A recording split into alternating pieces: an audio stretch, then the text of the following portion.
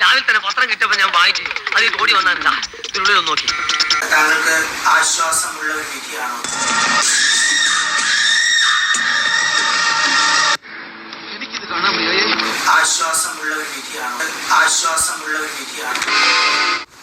നിങ്ങളുണ്ടല്ലോ ഈ അസംബന്ധം ഇങ്ങനെ പറഞ്ഞുകൊണ്ട് എഴുന്നള്ളിച്ചുകൊണ്ടിരിക്കുന്ന ഒരാളാണ് കേട്ടോ.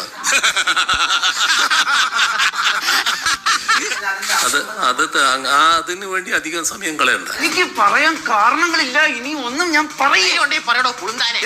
ഇഷ്ടപ്പെടാത്ത ചോദ്യങ്ങൾ അസംബന്ധമാകുന്ന എനക്കിഷ്ടം വേണ്ടേ വേണ്ടത്? ഞാൻ നിങ്ങളോടൊക്കെ എന്ത് പാവം ചെയ്തു? ഇപ്പൊ ഇഷ്ടമല്ലേ വേണ്ടത്?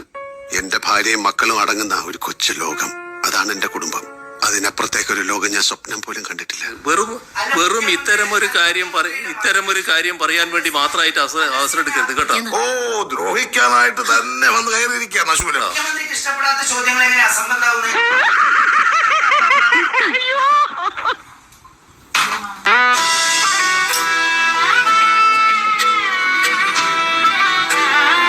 അപ്പൊ ജയിലല്ലെങ്കിൽ മരണം, അത് ഏതാണ്ട് ഉറപ്പായല്ലേ?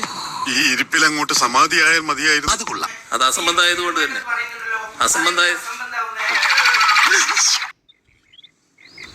ഇത്രയും വലിയ ഗതികെട്ടവൻ ഈ ലോകത്ത് വേറെ ആരെങ്കിലും ഉണ്ടാവും എന്റെ കർത്താവ്. അത്തരമൊരു ശീലവും കൊണ്ട് പത്രപ്രവർത്തകനായിട്ടിരിക്കരുത്. അത് മനസ്സിലാക്കാൻ ആദ്യം തയ്യാറാകണം കേട്ടോ. ഇത്രയും ചോദ്യങ്ങൾക്ക് ഉത്തരം അറിയാമെങ്കിൽ പണ്ടേ ഞാൻ കളക്ടറായനെ.